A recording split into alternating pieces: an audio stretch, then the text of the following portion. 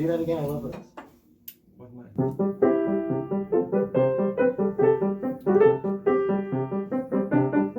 It's Halloween. It's not.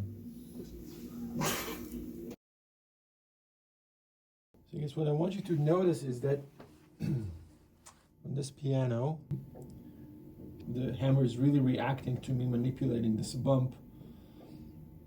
You know that the bumps here are very pronounced and they're very strong, and so going through the bump is going to take a lot more concentration. You can also see how far into the key I have to go. See that? Yeah. How about here? Yeah. So to coordinate a soft sound here, I have to start the motion quite a bit before the actual sound is going to be made. So if the tempo is 1, 2, 3, 1, 2.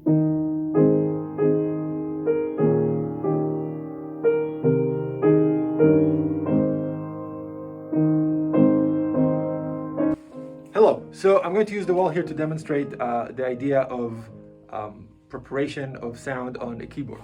Imagine you have 4 quarter notes. The question is, when do you start playing the quarter note? You press the key with the beat, or you press the key before the beat. We are taught that we're going to press the key as the beat happens, right? And if the pulse is fast, or it's it's an allegro or presto, that's probably what's happening. You don't have a lot of time to prepare the sound.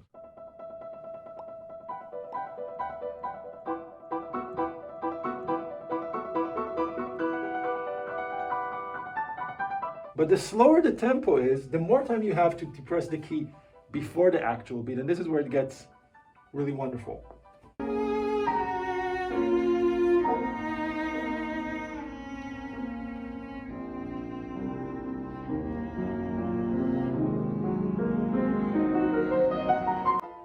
The point that the sound is actually made is not when you start pressing the key, it's when the hammer goes and hits the string. On a grand piano, that would be when we have the double escapement mechanism click into action and actually sends the hammer up to hit the string.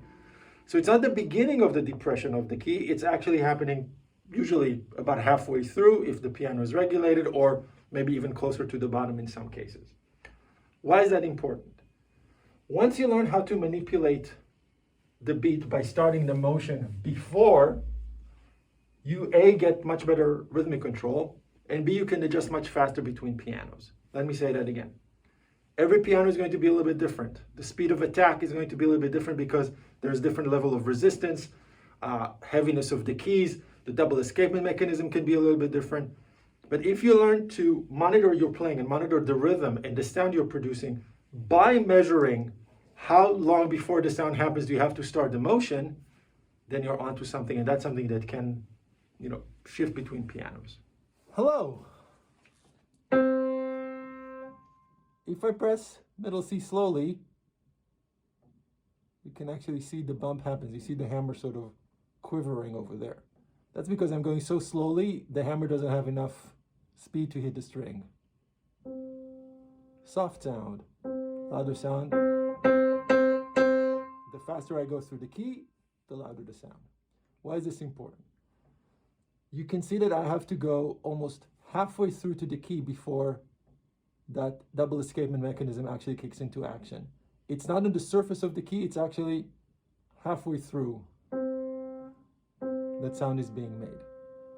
Now, the problem is that not all pianos were created equal, and the speed of attack or the resistance from the key or the bump mechanism is going to be very different between your average Steinway, your Yamaha, your Bösendorfer, or Kawai.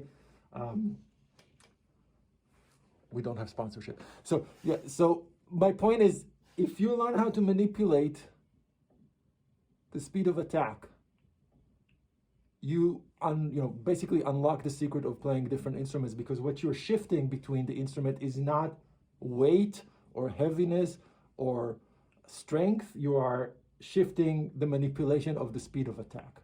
And learning how to do this between different instruments is really the key to successfully transferring your interpretation from instrument to instrument. So really, it's really all about this little thing over here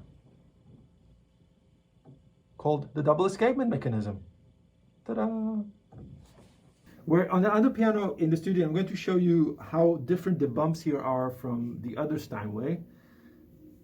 You can see inside if you look here, right? You see the hammer, and I'm pressing it slowly, and like there's like a little bit of a bump. It's kind of happening.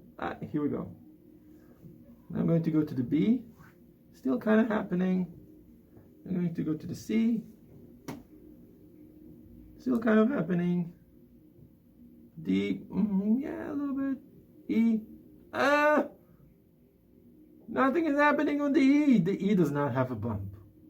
And welcome to every pianist's conundrum of an unregulated piano, where some of the notes have a bump and some of the notes don't have a bump, and we end up with a crises.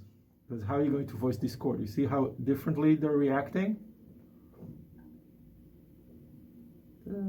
Okay, here you can see, in the other camera you can see how far through the key I have to go in order for that bump to actually work. So here it's still halfway through, because this piano is so much shallower, it's almost immediate that you hit the bump. There is really no delay. So the speed of preparation, or the amount of preparation I should say, that you're going to have to use on this piano is almost minimal, versus the other piano where you have to use a huge amount of preparation to actually get to that place where the bump happens, or the hammer hits the string, or the double escapement mechanism. I know there's a lot of terminology in this video, but hey, you guys get it at the end. We'll have a quiz, don't worry. Ta-da. So first, I'm just checking for the bumps on here. That has a bump. One doesn't really have a bump. These are some pretty rigid bumps. Let me show you. I'm not even halfway down, and I feel the bumps right here. Yeah, I kind of got bored of doing this to a bunch of pianos. So my question is, how can I, or you, or anyone who is about to play on a new instrument understand it as efficiently and thoroughly as they can in the moment? Whenever I was performing in a new venue with a piano I'd never seen before, obviously my first instinct would be to try it, but I would just pick random sections of the piece on the spot and play through it and be like, yeah, that sounds good. But I wasn't really getting an understanding of the instrument. I wasn't really paying attention to the bumps, wasn't paying attention to the timbre. I was just getting used to it before I played it in about 10 minutes or 20 minutes or so. And obviously, no one's gonna sit there and press every little key looking for a bump. That would be a little ridiculous. So, what am I thinking? What's going on in Ezra's head? Well, first you have to know the sound that you want. If you have specific moments in your piece where you can check for ideal voicing, play and practice on different pianos and try and replicate that sound. This may give you a more organized way to get used to the piano that you're about to perform on. But what if you're like me and you don't have a grand piano at home? What if gas jumps a whole dollar and you can no longer afford to drive an hour to a practice room? Or even worse, what if you have an electric or MIDI keyboard at home? Most electronic keyboards either have these like hollow keys, or they're not weighted. I have a weighted keyboard over there, and even still you don't get the depth that you would get on even an upright. Clarification, uprights do not have the double escapement mechanism, so you will not feel the bumps in the keys. Here's my method. I'm gonna play Widmung. I'm gonna put it into the music software. I use Logic Pro, and we're going to adjust the speed of attack in the DAW itself. See how far it goes? This is the bottom of the pedal where all the dampers are being released, and this is the full release. All the way to the bottom, all the way to the top. So there's definitely some medium, some space here between the bottom and the top that allows you some other variations, but overall it's not excessive, it's normal. You see there's a lot of resistance here, and that's the bottom. So all the way to the top, all the way to the bottom. It almost feels like there's a bump in the middle of this pedal too, where things are happening, but yeah, this is... Ezra, can you see the margin there? Yeah. Does it look like significantly? Yeah, you can definitely get a lot more depth on this one. Just so you know, Ezra is now on the rug taking this video. Ta-da! So we're just going to do a couple of examples on how these different pieces sound on different instruments. The first example is Schubert Impromptu in A flat major. Yeah, here we go. If the tempo is 1, 2, 3, 1, 2.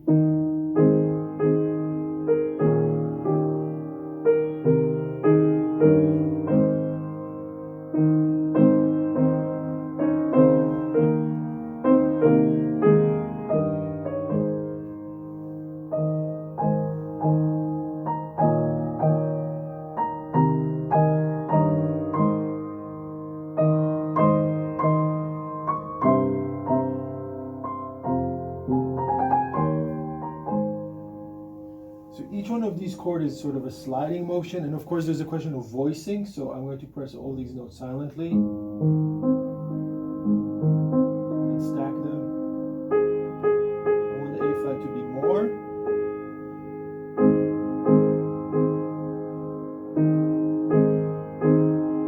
Now it's about just the B flat. Then the next 4 notes, sorry, 5 notes.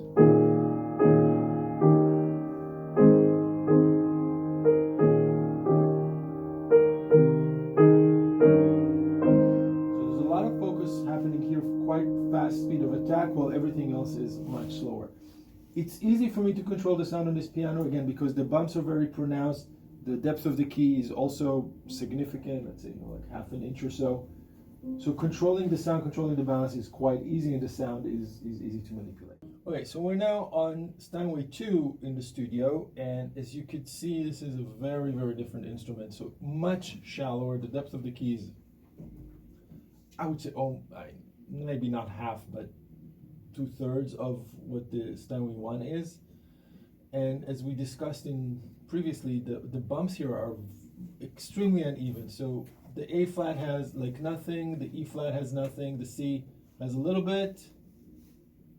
And again, because you don't have the depth of the key to work with, the sound comes out almost immediately on this instrument. So it's going to be almost zero preparation, so I don't need to go as I did in the previous instrument, but I just need to figure out where exactly the sound is on these notes.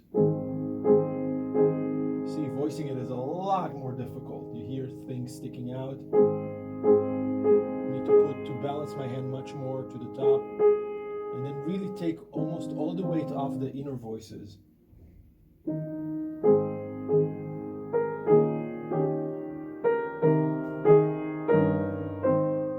See, that's not balanced.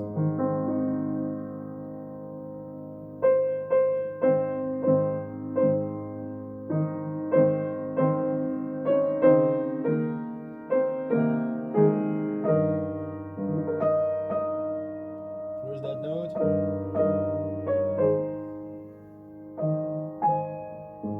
See, that's very bright. These notes are, so I need to slow the speed of attack.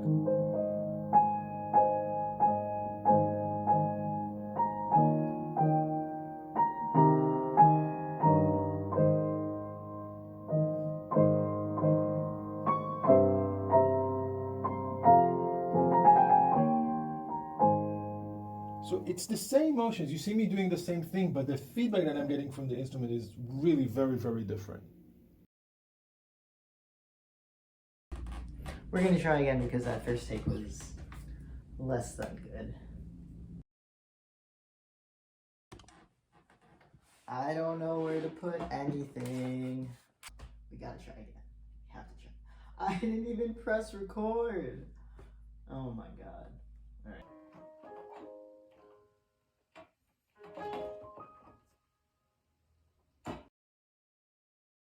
So by putting this piece into Logic, I'm showing a visual demonstration of speed of attack. So when you open up the piano roll and you play something on a MIDI keyboard, you can see there's like different colors. So the slower you go through a note, the cooler the color will be, and the softer the note will sound, and the quicker you go through the note, the louder it'll be, and it'll be in more of a warmer color. In the program, speed of attack is referred to as velocity. By recording Widmung in Logic Pro, or the DAW, or the digital audio workstation. I know, There's a lot of terminology in this video, but hey, you guys will get it in the end. We'll have a quiz. I essentially have a recording with measured values. When I observe how I played, I can see exactly what speed of attack or what velocity I played each single note at. I can determine from there whether I want those notes to have a fast speed of attack or a slower speed of attack, and then I'll create a second track and adjust it to have an ideal sound and exactly how I would want it to sound on a grand piano.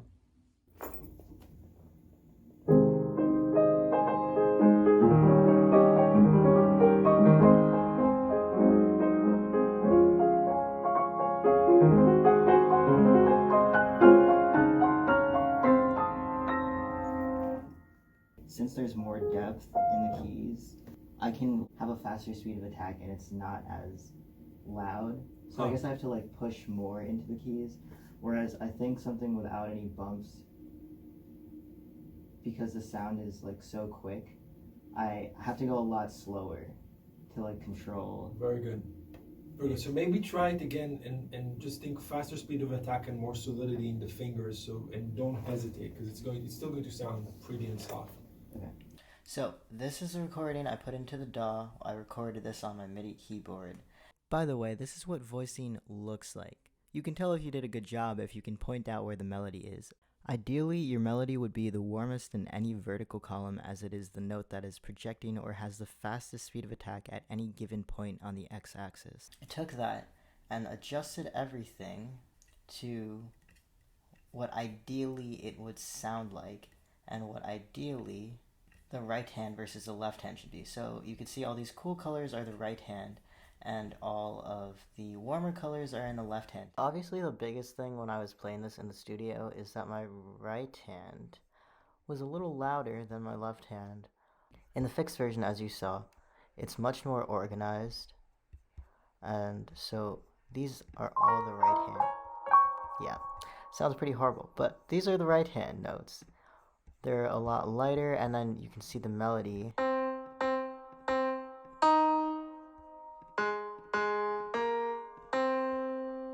Is kind of the warmest color in the whole mix. The left hand looks to be a bit warmer than the right hand, but still there's some notes that stick out in the right hand that have as you can see, that 118 velocity, and that typically happens right before I'm preparing for these double notes. So anytime I have these, I know that I am really slamming on that A flat before I go to those repeated notes in the right hand. So then ideally,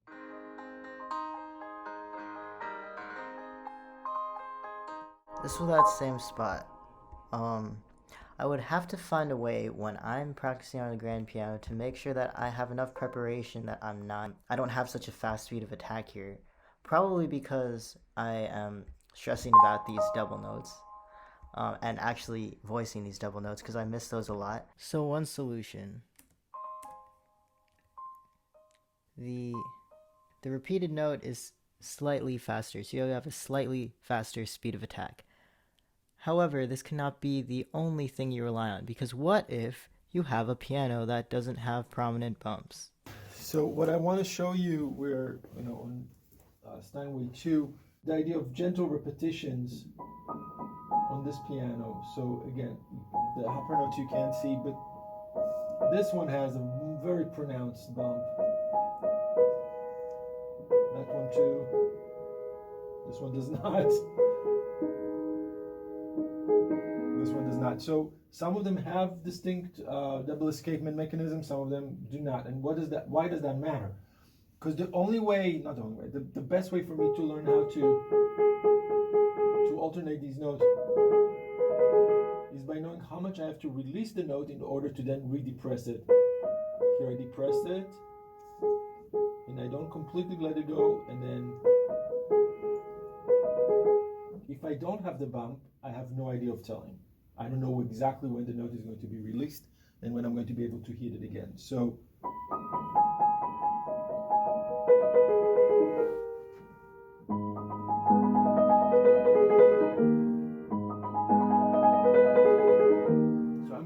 micromanaging every little motion here, hoping that if I release it enough, the next one is going to play. The sound is very bright. Overall, it's articulate well. So I'm really just trying to soften the attack, and just focusing on the exchange between the thumb and the third finger to make sure that I don't get either an accent or that they don't ring twice, which is maybe even worse. For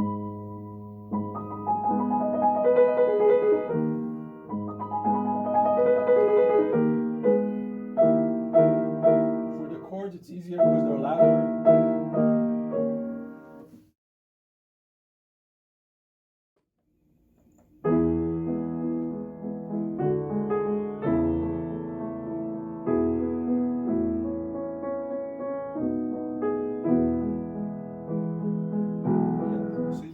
Probably that you need more speed of attack on the G sharp, right? Yeah. On the top, and then you need to somehow slow the speed of attack on the inner voices, right? Mm-hmm. So what's your experience of doing that on Steinway 1? I think it's easier to not come up all the way on the inner voices. Right, because there's a lot of give there, yeah. Yeah. And then that gives me more room the depth gives me a lot more room to have a faster speed of attack and voice. Yeah, shocking, huh? So tell me, what are you feeling right now? You just played the first chord and you're like, ah! Yeah, I'm doing this, I feel like I'm doing the same speed of attack that I did on that one on this one, and it's a lot louder. So the instrument is brighter, it's not as deep as Steinway 1, so you need to take 50% of the motion out, because if you use the same motion, you're going to get a very loud sound. Right. So press the note silently first, feel the depth of the key, and sort of talk your way through it. What are you experiencing as you're doing that? What's different from Steinway 1? These E's don't have a bump. They don't have a bump. Yeah. This one has a very not strong bump. Mm-hmm. Same with this one. Actually, no, there's not even one there. Nothing on the E. Yeah, none of these really have a bump. So what is one to do, Ezra? Get up and leave. Get up and leave. Yeah, I'm not playing on this piano. But this is what happens to us, right? So try to take the information you got from that and think, what do I need to do in terms of the speed of attack and the motion to help me control the sound? Well, I'm definitely going to have a lot more weight on my pinky. Okay. Same thing that you said, like almost no weight on the inner voices, so...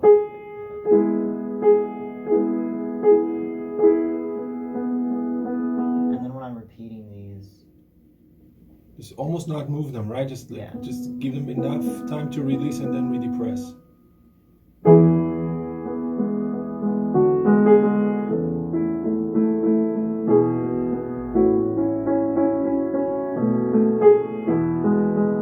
So you're getting the soft sound, but you're not really getting the melody to project.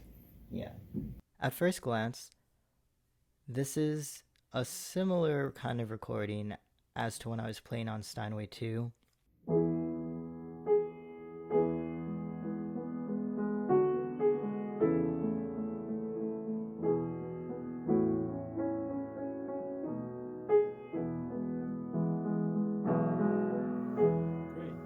Just based on the fact that most of these are cool colors, so most of these notes have a slower speed of attack, showing that I am getting that soft sound.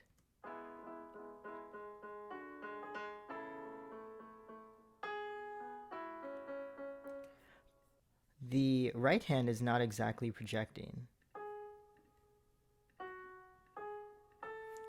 And you see that there is some warmer colors in the inner voices. So this is one of the inner voices that's 90. That's a very fast speed of attack. This is 78. So it's not very much slower, but it's still slower when this should be the main focus. Then our bass notes are very soft. We have 16, very slow speed of attack. Press them all silently. And now stack them so you hear the sounds, how loudly exactly you want to have them sound. So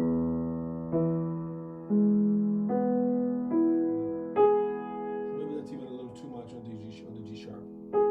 Yeah. Now press all them together. So that tip was really useful because I can now go into Logic and have numerical values or organize the sound into numerical values. Keep in mind, this won't really help you with emotions, but for someone like me who doesn't have a grand piano at home, I can do this, organize my sounds, and kind of hear ideally how I would want it to sound when I got to a grand piano.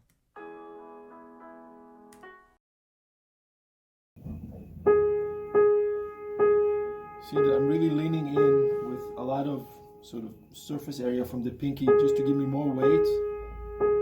But then there's also a little slide. And then these three notes, I'm just depressing them slowly enough. You see the hammers are like, barely. So there's a lot of weight, there's a lot of fast speed of attack in the pinky. And then of course the bass.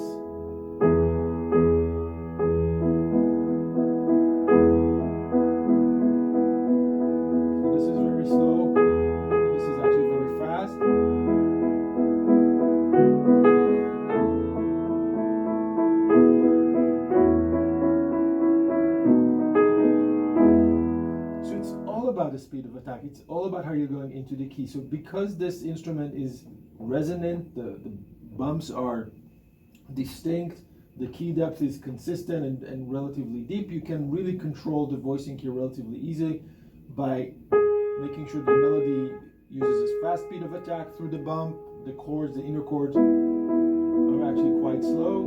The bass is somewhere in between.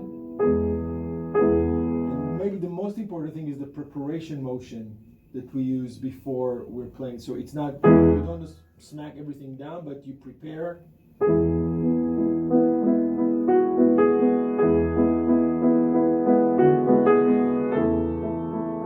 so on and so forth. So, again, your best friend is the slide on the G sharp because that slows down the attack, so it prevents you from accenting it, but it also will project it better. And again, I think both of us know there's almost no bump here. I don't know if you guys can see. Yeah, you guys can see. There's like nothing happening. We just know this is released, this is pressed. And to get the sound, you have to go somewhere in between those. Now the inner voices is really where the catastrophe is, because it's almost impossible to control. Make sure that all three will sound at the same time softly.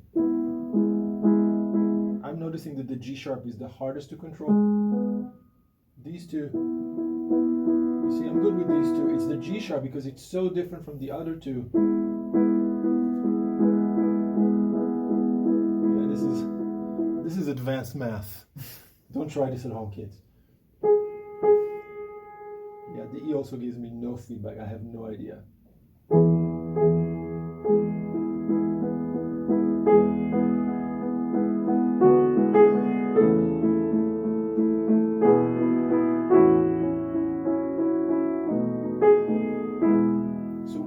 Do is I would err on making this louder, and then the inner voice is really barely touching. You can see, I mean, this is a good demonstration of how if you practiced on Steinway 1 and you performed on Steinway 2, you'd be completely beep. Or vice versa. If you practiced on this and you suddenly came to an instrument that is much deeper and with much more articulated bumps, you might also be uncomfortable because your fingers are not used to exerting so much energy and so much strength into the keys to produce a soft sound. And there you have it. Speed of attack is all you could ever need for a perfect performance, along with the other 4 frames. Check them out. Thanks for watching.